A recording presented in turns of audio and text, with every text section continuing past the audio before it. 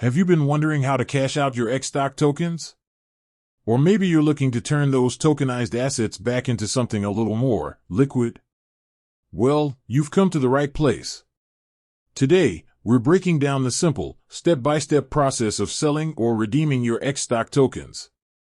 First off, it's important to understand that there are two main ways to handle your tokens: selling them on a secondary market or, in some cases, redeeming them directly with the issuer. For most retail investors, selling on a secondary market, like a crypto exchange, is the most common and straightforward path. So, let's start there. The first step is to transfer your xStock tokens to a compatible cryptocurrency exchange. Platforms like Kraken or Bybit are known to list and support these types of tokenized assets.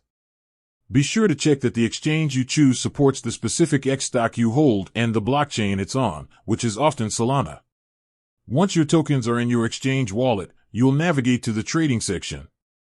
You'll find the trading pair for your xStock, for example, AAPLX/USDT. You simply place a sell order, just as you would for any other cryptocurrency. You can choose a market order for an instant sale at the current price, or a limit order if you want to set a specific price you're willing to sell at. Once your order is executed, the funds, typically a stablecoin like USDT, will appear in your account. From there, you can either trade for another crypto or withdraw the funds to your bank account. Now, what about the other option, redemption? This is a bit more nuanced. Direct redemption is typically a process for professional or institutional clients who have a direct relationship with the token issuer, like backed finance. This involves a KYC and AML process and allows you to redeem the tokens for the underlying asset or its equivalent cash value. For the average crypto investor, this isn't an accessible or necessary route.